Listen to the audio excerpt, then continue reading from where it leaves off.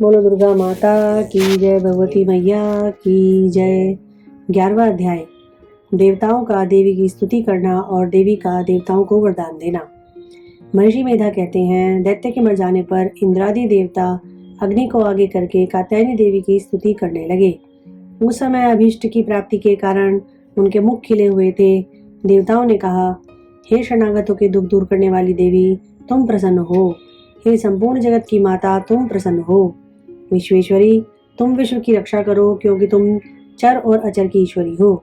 हे देवी, तुम संपूर्ण जगत की आधार रूप हो, क्योंकि तुम पृथ्वी रूप में स्थित हो और अत्यंत पराक्रम वाली देवी हो।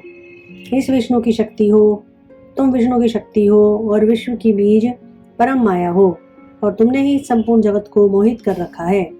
तुम्हारे प्रसन्न होने पर ही यह पृथ्वी मोक्ष को प्राप्त होती है। हे देवी, संपूर्ण विद्याएं तुम्हारे ही भिन्न भिन्न स्वरूप हैं। इस जगत में जितनी स्त्रियां हैं वह सब तुम्हारी ही मूर्तियां हैं। एकमात्र तुमने ही इस जगत को व्याप्त कर रखा है। तुम्हारी स्तुति किस प्रकार हो सकती है, क्योंकि तुम परम बुद्धि रूप हो और संपूर्ण प्राणी रूप, स्वर्ग और मुक्ति देने वाली हो। अतः इसी रूप से तुम्हारी स्तुति की गई है। तुम्हारी स्तुति के लिए इससे बढ़कर और क्या युक्तियां हो सकती हैं। संपूर्ण जनों के हृदय में बुद्धि रूप होकर निवास करने वाली, स्वर्ग और मोक्ष प्रदान करने वाली हे नारायणी देवी, तुमको नमस्कार है। कला काष्ठा आदि रूप से अवस्थाओं को परिवर्तन की ओर ले जाने वाली तथा प्राणियों का अंत करने वाली नारायणी, तुमको नमस्कार है। हे नारायणी, संपूर्ण मंगलों के मंगल रूप वाली, हे शिवे, हे संपूर्ण प्रयोजनों की सिद्धि करने वाली, हे शरणागत वत्सला, 3 नेत्रों वाली गौरी, तुमको नमस्कार है।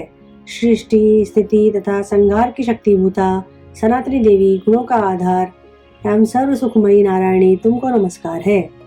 हे शरणागत में आए हुए शरणागतों, दीन दुखियों की रक्षा में तत्पर, संपूर्ण पीड़ाओं के हरने वाली हे नारायणी, तुमको नमस्कार है। हे नारायणी, तुम ब्रह्माणी का रूप धारण करके हंसों में जुटे हुए विमान पर बैठती हो और कुश से अभिमंत्रित जल छिड़कती रहती हो, तुम्हें नमस्कार है। माहेश्वरी रूप से त्रिशूल, चंद्रमा और सर्पों को धारण करने वाली हे महावृषभ वाहन वाली नारायणी, तुम्हें नमस्कार है। मोरों और कुक्कुटों से घिरे रहने वाली, महाशक्ति को धारण करने वाली हे कौमारी रूप धारिणी निष्पाप नारायणी, तुम्हें नमस्कार है। हे शंख, चक्र, गदा और शारंग धनुष रूप आयुधों को धारण करने वाली वैष्णवी शक्ति रूपा नारायणी, तुम हम पर प्रसन्न हो, तुम्हें नमस्कार है। हे दांतों पर पृथ्वी धारण करने वाली वाराही रूपिणी कल्याणमयी नारायणी, तुम्हें नमस्कार है। हे उग्र नरसिंह रूप से दैत्यों को मारने वाली, त्रिभुवन की रक्षा में संलग्न रहने वाली नारायणी, तुम्हें नमस्कार है। हे मस्तक पर किरीट और हाथ में महावज्र धारण करने वाली, सहस्त्र नेत्रों के कारण उज्ज्वल वृत्रासुर के प्राण हरने वाली इंद्रिय शक्ति, हे नारायणी, तुम्हें नमस्कार है। हे शिवदूती रूप से दैत्यों के महाबल को नष्ट करने वाली, हे घोर रूप वाली, हे महाशब्द वाली, हे नारायणी, तुम्हें नमस्कार है। दाढ़ों के कारण विकराल मुख वाली, मुंडमाला से विभूषित मुंडमर्दिनी चामुंडा रूपा नारायणी, तुम्हें नमस्कार है। हे लक्ष्मी, लज्जा, महाविद्या, श्रद्धा, पुष्टि, स्वधा, ध्रुवा, महारात्रि तथा महाविद्या रूपा नारायणी, तुम्हें नमस्कार है। हे मेधा, सरस्वती, सर्वोत्कृष्ट ऐश्वर्य रूपिणी पार्वती, महाकाली, नियंता तथा ईश रूपिणी नारायणी, तुम्हें नमस्कार है। हे सर्वस्वरूप सर्वेश्वरी, सर्वशक्ति युक्त देवी, हमारी भय से रक्षा करो, तुम्हें नमस्कार है। हे कात्यायनी, तीनों नेत्रों से भूषित यह तेरा सौम्य मुख सब तरह के डरों से हमारी रक्षा करे, तुम्हें नमस्कार है। हे भद्रकाली, ज्वालाओं के समान भयंकर, अति उग्र एवं संपूर्ण असुरों को नष्ट करने वाला तुम्हारा त्रिशूल हमें भयों से बचावे, तुमको नमस्कार है। हे देवी, जो अपने शब्द से इस जगत को पूरित करके दैत्यों के तेज को नष्ट करता है, वह आपका घंटा इस प्रकार हमारी रक्षा करे जैसे कि माता अपने पुत्रों की रक्षा करती है। हे चंडिके, असुरों के रक्त और चर्बी से चर्चित जो आपकी तलवार है वह हमारा मंगल करे, हम तुमको नमस्कार करते हैं।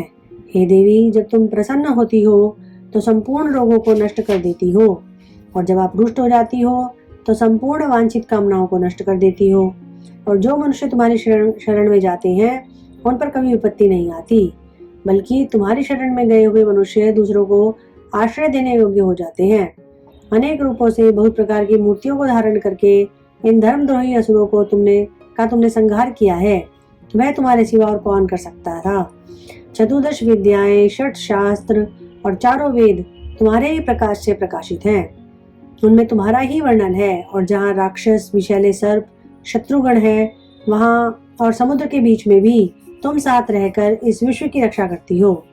हे विश्वेश्वरी, तुम विश्व का पालन करने वाली विश्व रूपा हो, इसलिए संपूर्ण विश्व को धारण करती हो। इसीलिए ब्रह्मा, विष्णु, महेश की भी वंदनीय हो। जो भक्ति पूर्वक तुमको नमस्कार करते हैं वह विश्व को आश्रय देने वाले बन जाते हैं। हे देवी, तुम प्रसन्न हो और असुरों को मारकर जिस प्रकार हमारी रक्षा की है, ऐसे ही हमारे शत्रुओं से सदा हमारी रक्षा करती रहो।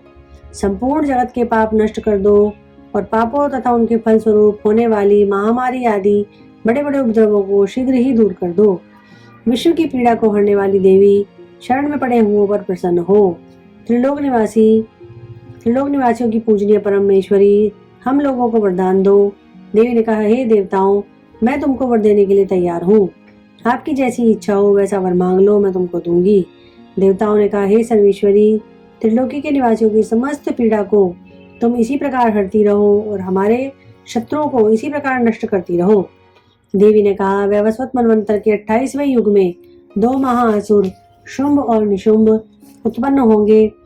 उस समय मैं नंदगोप के घर में यशोदा के गर्भ से उत्पन्न होकर विंध्याचल पर्वत पर शुंभ और निशुंभ का संहार करूंगी।